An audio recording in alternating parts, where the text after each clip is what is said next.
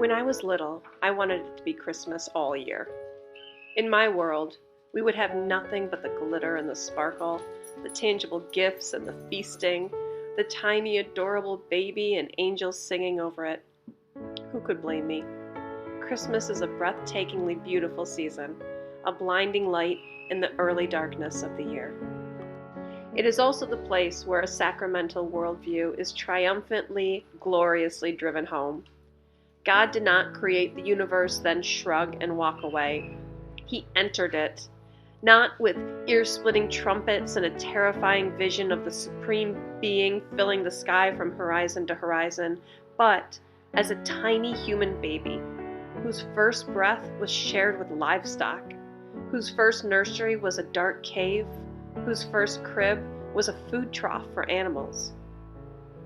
It seems impossible to contemplate the Nativity and not see how God's grace has seeped into every aspect of our world, how God has placed himself in the humblest of places and waits for us to find him. But it's so easy to overlook a small baby in a distant land, born in poverty and darkness. It's so easy to overlook the Christ child in our neighbors, to rush past the transcendent in the familiar. That's why Advent is useful and so needed. The word Advent comes to us from Latin, where the prefix ad means to move towards something, both in space and time. Advent means the approach, the arrival of someone or some event, and since at least the 5th century, the Church has urged us to set aside time before the Nativity to prepare for the arrival of the Incarnation. The earliest surviving records tell of French monks fasting 3 times a week from Martinmas on November 11th all the way to Christmas. The discipline underwent some changes throughout the centuries, from shortening the duration to including the laity in the practice, but the most charming modification is the decidedly family-specific nature of the observations. From candle wreaths to Jesse trees, nativity sets to little chocolate calendars, the wisdom of Advent leads itself perfectly to a natural sacramentalism. In our house, there are a few traditions that have taken root over the years. The first is the easiest because it requires us to do nothing more than look and see the world around us. Here, the days, which have been growing shorter since late June, seem to grow darker at an astounding rate. Evening walks, which just a few weeks ago could be delayed until 7, now have to be finished several hours earlier to get home before the shadows and deep dusk turn our country roads perilous and unfamiliar. With the winter solstice a little less than a month away, the days wind down faster, the afternoons soak in the golden light of a setting sun, and evenings stretch out long and quiet and dark.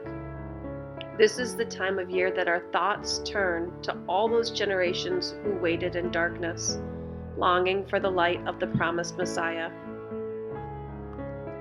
I like to stand outside in the cold dark and think about my ancestors, unknown and lost to history, who looked up at the stars and felt a vast longing for something that they couldn't articulate. Life must have loomed very savage and full of uncertainty for them, but I hope they kept looking for that unnamed desire among the forests and seas. But for the Israelites, to whom God had entrusted the promise of a Savior, that desire had a name. There in the darkness, there was the spark of hope. There was hope and a name, Emmanuel. This time of year, in the last days of the secular calendar and the opening of the liturgical one, I like to prepare my heart for the arrival of God the Son by thinking about Earth's Son.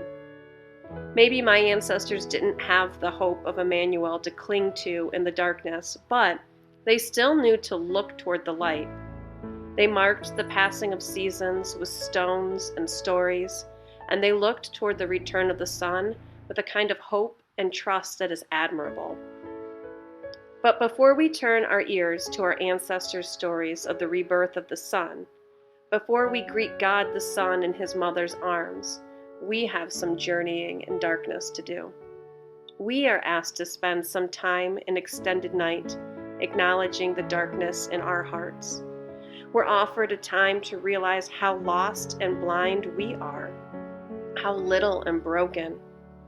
We're offered a time to realize this, but not with an eye toward despair. Now, our journey through this darkness is meant to reveal that shining guide that reaches out to all of us. Hope. Hope is the soul's confidence that God offers us a greater future good, and that He will also provide us the means to find our way there. Something that seems so simple. It should be a virtue permanently rooted in our hearts, not something that we specifically circle back to year after year to recultivate. And yet, here we are. Living here in the 21st century means that I have assurances about food stores and heat and medical assistance that my ancestors never did. And I'm so grateful for all these things. While I sometimes joke with my husband about running away to live in a yurt, I really am very aware how much suffering has been erased from life through modern advancements. But I know that such physical comfort can become a false god if I'm not careful, and it can smother out hope in my heart. After all, if my whole focus is on the physical comfort of this life, why would I bother looking to the greater future good God offers? And that's why one of my favorite Advent observations is to do just that. Observe.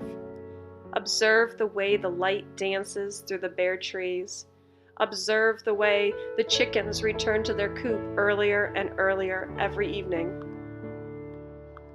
Observe how the color and quality of the sunlight is now so different from high summer, and to accept that a long season of cold and dark has moved in.